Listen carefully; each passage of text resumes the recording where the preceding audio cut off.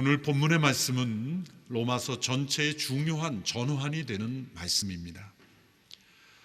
로마서 1장부터 11장까지의 내용을 통해 우리는 예수 그리스도를 통해 믿음으로 의롭게 되는 성도의 삶의 축복을 살펴보았습니다. 이제 12장에 이르러 그러므로 형제들아 라는 우리의 삶의 적용의 교훈을 받게 됩니다. 그러므로 라는 이 접속사를 통해 우리는 이 복음의 진리를 다시 한번 상기시키고 그 복음에 근거하여 우리가 어떻게 살아야 할지를 교훈하고 있는 것입니다. 1장부터 8장까지는 하나님의 진노 아래 있는 멸망받아 마땅한 인간들을 값없이 의롭다 하시는 하나님의 의, 예수 그리스도의 십자가의 죽음과 부활을 통해 우리를 의롭게 하심을 통해 우리를 구원하시는 하나님의 구원에 대한 복음을 들었습니다. 9장부터 11장까지는 그 복음이 완악한 인간들의 마음에 어떻게 전파되고 그 완악함과 불순종을 뛰어넘어 오래 참으시는 가운데 역사하시는 구원하시는 하나님의 섭리를 우리는 유대인을 중심으로 살펴보았습니다. 이제 12장 1절 2절에 이르러 그러므로 형제들아, 우리에게 나타난 이 하나님의 풍성한 자비하심에 근거하여 그러면 우리는 어떻게 살아야 할 것인가에 대한 삶의 교훈을 말씀하고 있습니다. 하나님의 자비하심이라고 했지만 우리말에는 단수로 되어 있지만 원문에는 복수로 되어 있어서 여러 성경들은 이 자비하심, 자비들 이렇게 번역이 되어 있는데 자비의 여러 종류가 있다는 것이 아니라 풍성한 자비라는 겁니다.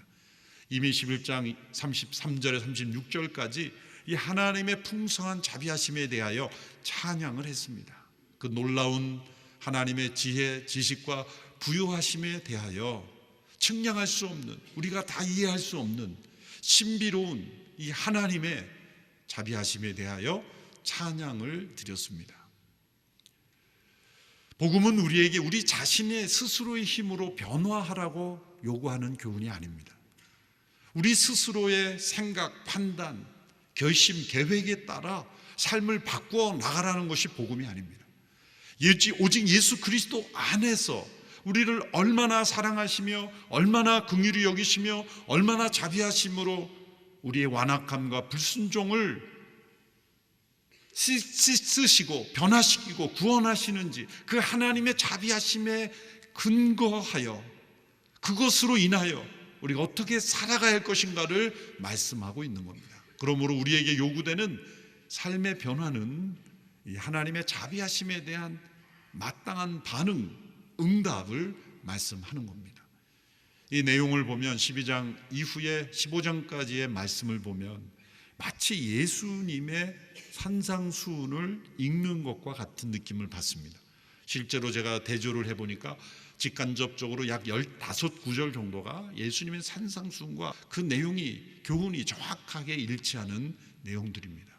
이것은 바울이 전한 복음이 예수님께서 전한 하나님 나라의 복음과 정확하게 일치한다는 것을 의미하는 것입니다. 그리고 바울이 주는 이 교훈이 바울 자신의 교훈이 아니라 예수님께서 말씀하신 이 천국의 백성들, 구원받은 성도들이 이 세상에서 어떻게 살아야 할 것인가를 말씀하시는 천국 백성의 모습과 일치한다는 것을 우리에게 말씀해 주고 있습니다. 그 모든 교훈의 핵심 원리가 되는 말씀이 특별히 오늘 본문의 1절, 2절의 말씀이 되는 것입니다. 먼저 1절의 말씀을 함께 읽겠습니다. 시작. 그러므로 형제들이여, 내가 하나님의 자비하심으로 여러분에게 권합니다. 여러분의 몸을 하나님께서 기뻐하시는 거룩한 산 제물로 드리십시오. 이것이 여러분이 드릴 영적 예배입니다. 하나님의 모든 자비하심으로 우리에게 권하는 우리의 삶의 모습을 한 단어로 표현합니다. 그것은 영적 예배라는 것입니다. 하나님의 자비하심, 우리에게 예수 그리스도 안에서 우리에게 베풀어진 하나님의 이 풍성한 자비하심에 대한 마땅한 응답의 삶은 영적 예배자로 살아가는 삶입니다. 그러면 영적 예배란 무엇입니까? 1절 후반부에 이렇게 설명합니다. 여러분의 몸을 하나님께서 기뻐하시는 거룩한 산 제물로 드리십시오. 영적 예배의 정의입니다. 우리의 몸을 하나님이 기뻐하시는 거룩한 산 제물로 드리는 것이라는 겁니다. 이 말씀에는 두 가지 역설이 숨어 있습니다. 첫 번째 역설은 산 제물이라는 단어 속에 숨겨져 있는 역설입니다. 살아있는 제물, living sacrifice. 이 두 단어는 서로 만날 수 없는 단어입니다. 구약적 의미에서 제물이란 죽어져야 제물이 될 수 있는 겁니다. 성소에 비둘기가 막 날아다닌다면 그건 아직 제물이 되지 않은 겁니다. 양과 염소가 왔다 갔다 한다면 아직 죽어지지 않는 거죠. 제물이라고 하는 것은 죽여지는 겁니다. 피가 흘려지고 가죽이 벗겨지고 각이 띄어지고, 그리고 불태워줘야 될 것은 불태워지고, 음식으로 드려질 것은 드려지고, 이렇게 그 제물은 다 해체되고 태워지고, 그 기름과 피와 모든 것이 다 분해되는 것이 제물입니다. 그런데 살아있다뇨? 역설입니다. 어떻게 살아있는 것이 제물이 될 수 있습니까? 그것은 예수 그리스도의 십자가의 죽음을 통해 일어난 변화, 예수님의 십자가의 대속으로 인하여 일어날 수 있는 표현인 것입니다.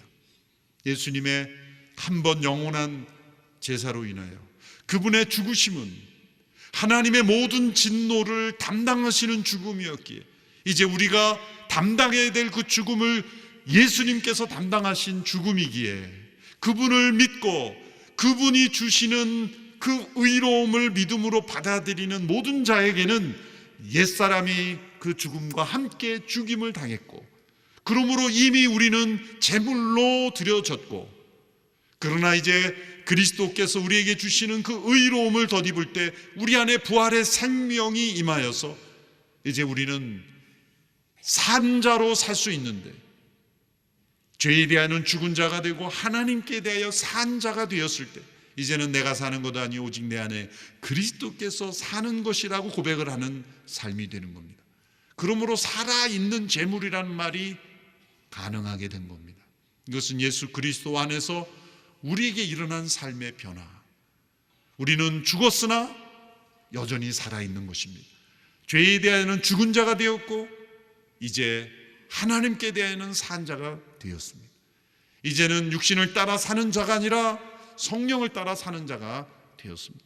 육신을 따라 사는 옛사람은 이미 심판을 받아 죽은 자가 되었고 제물이 되었고, 이제 성령을 따라 사는 살아있는 그리스도께서 내 안에 사시는 자가 되므로 살아있는 제물이 되었다라는 겁니다. 두 번째 숨어있는 역설은 몸으로 드리는 것이 영적 예배가 된다는 것입니다. 오늘 우리에게 이러한 표현은 전혀 충격적이지 않겠지만, 당시 헬라 철학에 익숙하고 또 그것이 그들의 마음과 생각을 지배하였던 그 당시의 사람들에게는 매우 충격적인 표현입니다. 당시 헬라 철학은 플라톤 철학의 지배를 받았는데, 플라톤 철학은 이원론적이고 몸을 악하고 더럽고 또 벗어나야 하는 것으로, 동굴과 같은 그런 것으로 플라톤이 동굴을 비유했지 않습니까? 실제로 그러한 영향을 받아서 헬라 철학을 대변하는 유명한 문장이 있죠. 소마 세마 에스틴. 몸은 그 무덤이다. 육체는 무덤이라. 소마가 몸이고 세마가 무덤이란 뜻입니다. 인간의 몸을 무덤으로 여겼습니다. 악한 것으로 여겼습니다. 그리고 정신과 영은 선한 것, 좋은 것으로 여겼으며, 구원이란 이 몸으로부터, 악한 몸으로부터 영이 벗어나는 것, 그것을 구원이라 여겼고, 이러한 이론론에 의해서 이 신약 시대에 많은 사람들을 혼란하게 했던 영지주의, 영은 선한 것이고 영적인 지식을 얻는 것이 구원받는 것이라는, 인간의 몸을 악하게 봄으로 하나님이 사람이 되신 성육신을 부정하고 예수님이 육체로 오심을 부정했던 이 신약에 나타난 유명한 이단들이 다 이런 이원론적 철학에 의하여 나타난 것이죠. 이 영지주의 철학, 바로 그러한 토대가 된 것이 바로 몸은 악한 것이요 영은 선한 것이라고 말하지만, 성경은 그렇게 말씀하지 않습니다. 몸도 하나님이 지으신 것이요 영도 하나님이 지으신 것이요 몸과 영이 하나가 된 존재가 인간이며 본래에 선하게 지음받은 것이 악하게 죄로 인하여 타락하였으며 우리의 구원은 영혼만 구원받는 것이 아니라 우리의 몸도 온전히 구속받는 것입니다. 구원이란 영이 몸을 떠나는 것이 아니라 영혼 안에 영원한 생명이 맞고 우리의 몸도 영원히 사는 부활의 몸으로 변화되는 겁니다. 그래서 예수님께서 영으로 부활하신 것이 아니라 몸과 함께 부활하신 거죠. 천국은 영이 가는 곳만이 아니라 우리의 부활한 몸이 함께 가는 곳입니다. 그러므로 천국은 하나님이 다스리시는 통치의 영역일 뿐만 아니라 실제 부활의 생명, 부활체를 가진 몸이 가진 백성들이 거하는 장소이기도 한 것입니다. 그래서 예수님께서 내가 너희를 위해 처소를 예비하러 갈 때 그 처소는 영이 떠다니는 어떤 영적인 공간을 의미하는 것이 아니라 실제 물리적인 장소를 의미하는 것이기도 합니다. 에덴 동산이 실제하였듯이 새하늘과 새 땅이 실제하는 것입니다. 우리가 딛고 사는 이 자연이 있듯이 하나님께서는 새로운 자연을 준비하고 계시다는 겁니다. 이처럼 우리의 영만 구원받는 게 아니라 몸도 함께 구속을 받는, 영과 육이 함께 결합되어 있는 것이 인간의 존재인데, 당시 헬라 철학 플라토니즘에 사로잡힌 이들은 육은 악한 것이고 영은 선한 것이다 라는 생각에 몸의 구속에 대한 믿음이 약해 있었습니다. 그런데 몸을 영적 예배로 드리라, 그 당시에는 매우 충격적인 역설인 것입니다. 그러나 그것이 복음입니다. 예수는 우리의 영혼만을 구원하시는 것이 아니라 우리의 몸도, 죄 가운데 있는 우리의 몸도 영광스러운 예수님과 같은 부활의 몸으로 변화된다는 겁니다. 그러므로 우리는 그 부활의 몸을 변화될 것을 믿음으로 우리가 이 땅에 살아갈 때 우리는 놀랍게 우리의 몸으로 행하는 모든 삶이 살아있는 제물이 되며 그것이 곧 영적인 예배라는 겁니다. 그러므로 예수 그리스도 안에 변화된 성도들의 삶은 우리의 몸이 행하는 모든 것이 다 영적인 예배입니다.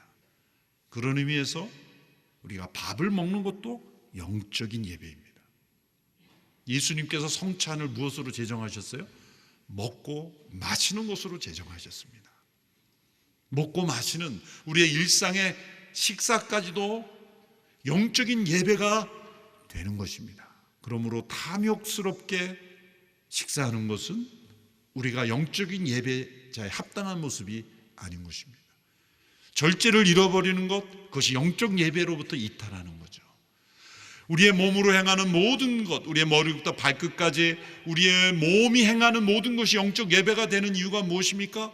이제는 예수 그리스도 안에 구속받은 성도들의 몸은 의의 병기가 되기 때문입니다. 과거에는 죄 가운데 있어 불의의 병기가 되었지만 이제는 하나님의 뜻을 이루는 의의 병기가 되고 예수 그리스도를 머리로 한 그리스도의 몸이 되며 하나님의 영이 거하는 성전이기 때문입니다.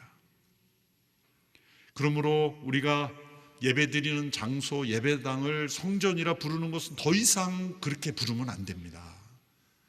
구약시대로 돌아가면 안 된다는 거죠. 저도 온누리교회 성도들만큼 그런 용어를 쓰지 마십시오. 양재 성전 그렇게 부르지면 안 돼요. 성전은 우리 자신이, 우리의 몸이 곧 성전입니다. 너희가 하나님의 성전임을 알지 못하느냐. 그래서 굳이 표현한다면 저는 양재에 출석하는 성전입니다.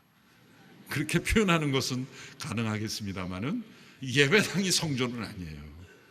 그래서 아직도 우리가 이원론에 사로잡혀 있는 거예요. 거룩한 공간이 따로 있기 때문에 그 공간에 가야만 내가 거룩한 곳을 받는다. 이 잘못된 거예요. 우리 몸이 곧 거룩한 성전이며 거룩한 성전이 밟는 모든 땅이 다 거룩한 땅이 되는 것입니다. 그런 시각을 빨리 우리가 정확하게 해야 된다. 그래서 우리 온누리교회는 예배당을 성전이라 부르면 안 된다. 그렇게 강조했는데도 나중에 또 그런 분들이 있을지 모르겠어요. 그렇더라도 용납해야 되겠죠. 우리의 몸으로 행하는 모든 것들이 다 예배다. 영적인 것이다. 우리의 발걸음이 다 영적인 것입니다. 몸은 몸이고 영은 영이다. 이런 이혼론에 빠져서는 안 된다. 먹고 마시고 자고 행하는 모든 우리의 잠자는 것도 하나님께 예배가 되는 것이다. 비록 코 고는 소리가 나지만 그것도 아름다운 소리로 하나님이 영광 받으신다고 어떤 분이 그런 말을 하더라고요. 하나님이 우리의 하루 생활 중에 가장 영광 받은 순간이 잠자는 코 고는 시간이래. 왜 그럴까? 그 코에 생기를 넣어주시는 하나님이 나타나신, 살았을 때는 자기가 주도가 돼가지고 자기가 판단하고 하나님 없이 살다가 그 코에 생기를 넣으신 하나님, 가족의 코 고는 소리를 듣고 하나님을 찬양하시기 바랍니다. 우리의 모든 인간적인 힘은 다 빼서 그냥 넉다운이 됐을 때, 완전히 수동태가 됐을 때 정말 하나님이 저 코에 호흡을 탁 걷어가시면 우리는 끝나는 인생이지만, 그 코에 생기를 붙여주신 하나님을 찬양하게 되는, 우리의 모든 삶의 몸으로 행하는 것이 하나님께 영적 예배가 되는 삶이 된다. 바로 이것이 우리의 모든 삶의 교훈의 근거가 되는 겁니다. 그래서 12장 1절이 앞으로 주어지는 15장까지의 모든 교훈의 핵심입니다.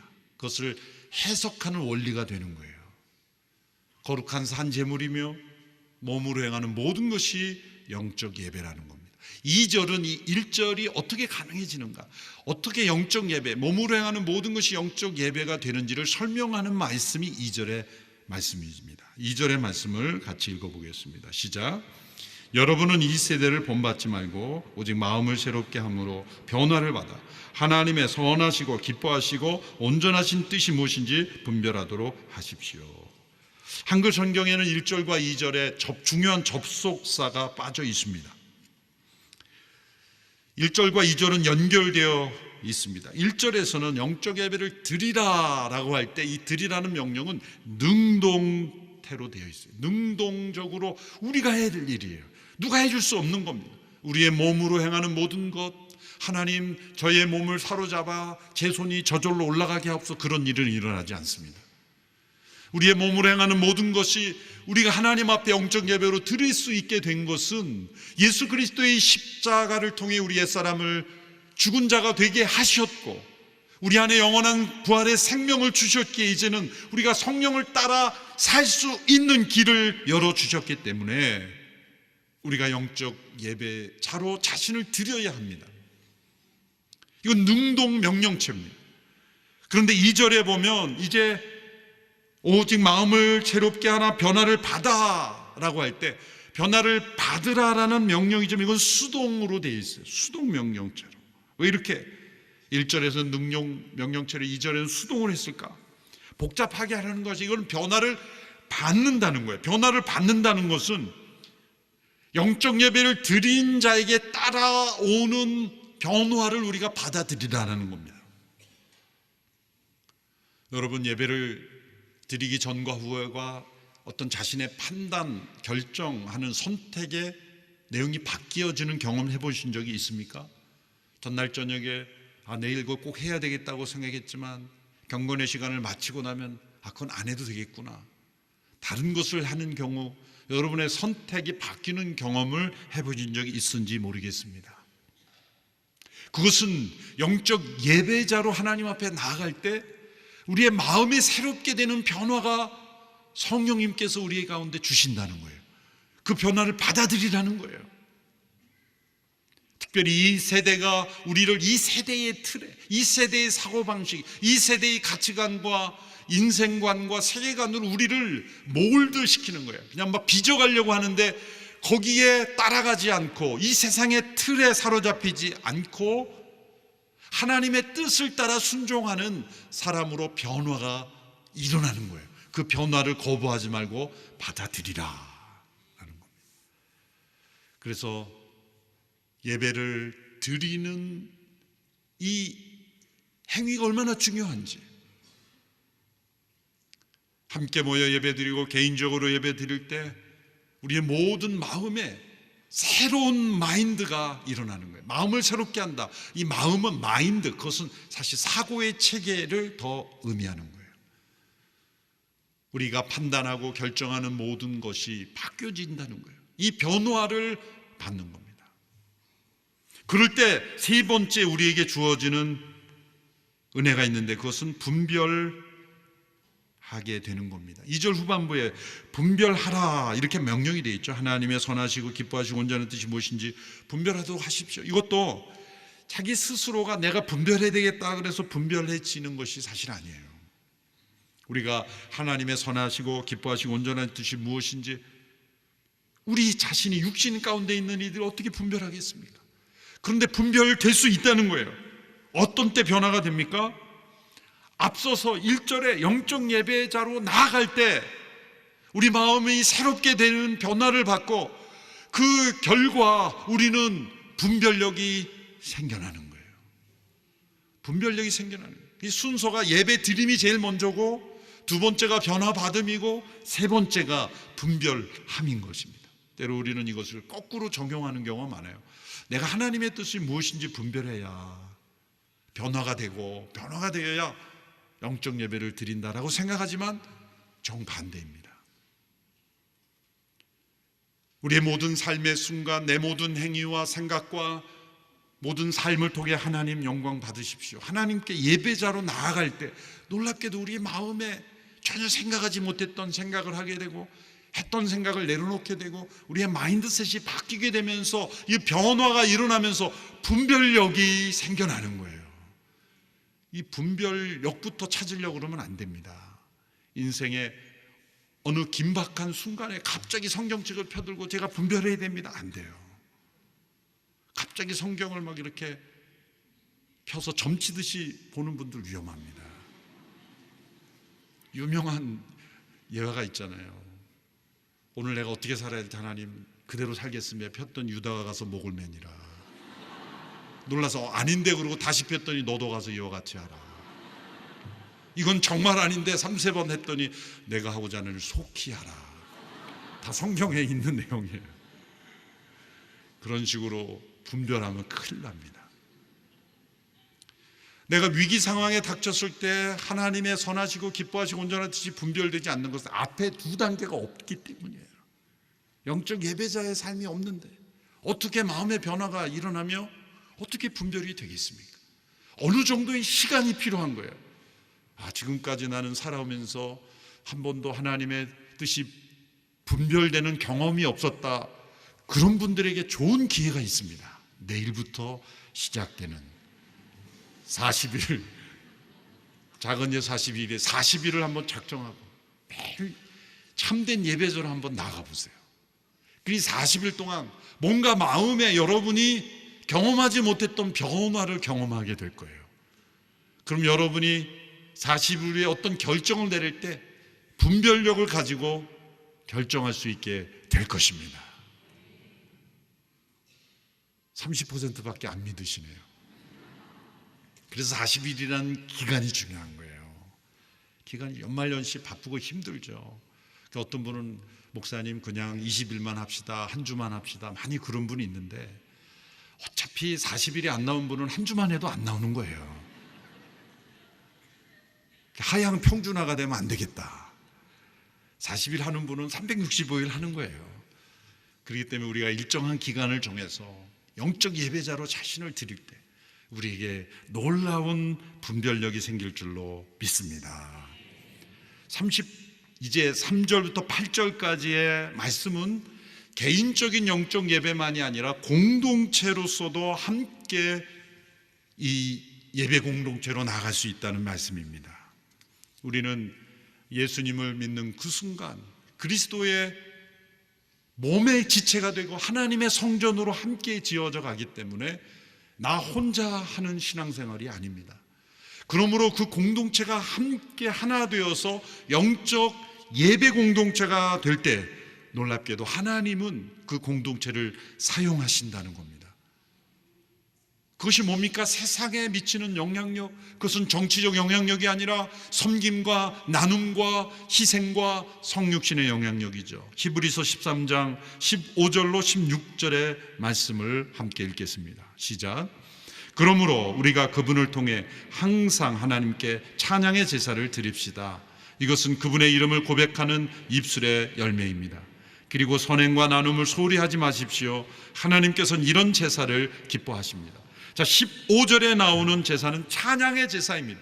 이것은 수직적 예배라고 말할 수 있습니다. 우리 개인이 하나님과 또 우리 공동체가 하나님과의 관계 속에서 드리는 예배, 수직적 예배입니다. 근데 두 번째 16절에는 수평적 예배를 말합니다. 선행과 나눔을 소홀히 하지 마십시오. 하나님께서 이런 제사를 기뻐하십니다. 이것은 수평적 예배라고 이름을 붙일 수가 있는데 이것은 나눔과 섬김의 예배입니다.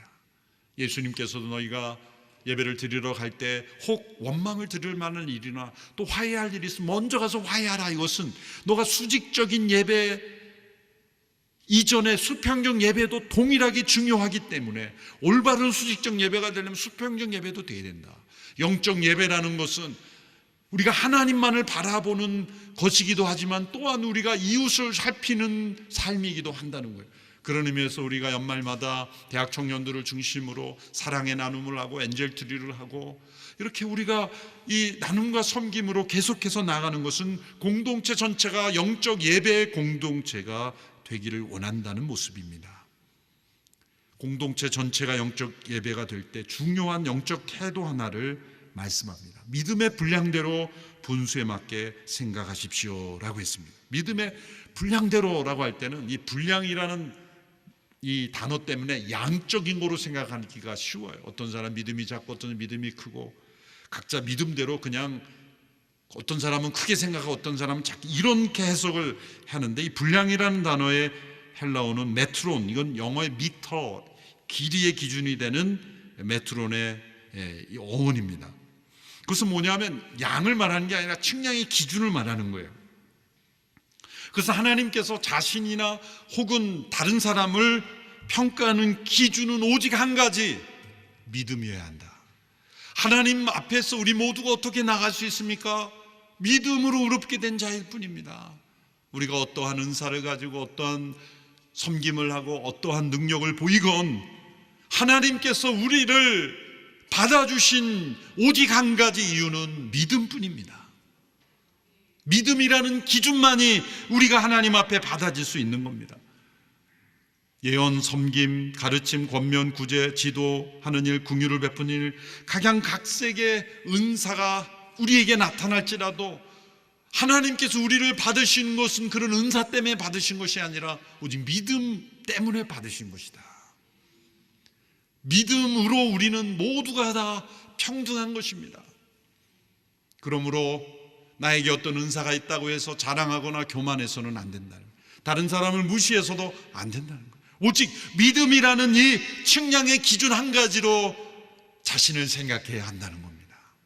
오직 믿음으로만 의롭게 되고 믿음으로만 살 수 있는 존재인 것을 기억해야 한다는 것입니다. 사도 바울이 이 부분에서 공동체를 말하며 은사를 말한 이유가 어디에 있겠습니까? 그것은 바나바와 자신이 은사를 통해 서로 하나 되는 것을 경험했기 때문일 겁니다. 바울에게 있는 은사를 오늘 본문에 열거된 은사를 보면 그는 가르침, 또한 예언, 지도하는 이쪽의 영역이었고 바나바의 은사는 섬김, 권면, 긍휼 이런 영역임이 분명합니다. 왜냐하면 바나바를 통해 바울이 다소에서 안디옥에 이제 세움을 받아서 함께 동역하게 되었죠. 안디옥 교회가 건강한 복음 전파의 사도행전의 주역이 되었던 이유는 바울과 바나바의 이 은사가 하나 됐기 때문이에요. 두 사람은 서로 너무나 다른 사람이에요. 그래서 마가라는 그 사역을 하다가 포기한 사람을 어떻게 대하는가에 따라 달랐죠. 결국은 바나바가 옳았다는 거죠. 나중에 바울이 받아들이는 걸 보면 또 바나바에게 없는 은사가 바울에게 있었고 바울에게는 이런 신약을 쓸 수 있는 그런 영적인 지혜와 지식의 은사, 가르침의 은사가 바울에게는 있었다는 겁니다. 이것이 경쟁이 아니라 서로 하나 되는 것, 그것을 통해 목적이 무엇입니까? 복음이 전파되고 이웃에게 하나님의 사랑이 나누어지는 것입니다. 세상 속의 교회가 능력을 잃어버린 것은 힘이 없어서가 아니라 힘을 잘못 써서 그런 겁니다. 교회가 서로 다양한 은사를 가진 분들이 하나됨만 보여도 놀랍게 세상이 볼 수 있는 천국의 모습을 볼 수 있을 겁니다. 우리 오늘교회 부교육자들이 최근 여러 교회 담임 목사로 나갈 때 제가 물어봅니다. 어떻게 오늘교회 우리 목회자를 담임으로 선정하셨습니까? 했더니 몇몇 분이 그런 말을 해요. 서로 이렇게 싸우지 않고 하나 되는 정말 좋은 분위기에서 목회한 분을 모시고 싶다. 세상도 그렇습니다. 다툼과 분열, 이기주의와 팽배한 이 세상 속에 정말 하나 되는 그런 모습이 존재할 수 있는가? 교회는 그런 공동체가 되어야 한다는 겁니다. 우리 각자가 몸으로 행하는 것이 영적 예배가 되고 우리 공동체가 영적 예배 공동체가 될 때 하나님께서 우리 모두를 받으셔서 하나님 나라의 놀라운 복음의 역사를 우리를 통해 증거하실 줄로 믿습니다. 기도하겠습니다. 하나님 아버지, 우리를 영적 예배자로 불러주시고 우리 모두를 예배 공동체로 불러주시니 감사합니다. 하나님께 드리는 수직적 예배만이 아니라 이웃과 나누는 수평적 예배까지 참된 예배자로 예배 공동체로 하나님 앞에 나아가는 우리의 모든 삶이 하나님이 기뻐 받으시는 거룩한 산 제사 되게 하옵소서. 예수님의 이름으로 기도하옵나이다. 아멘.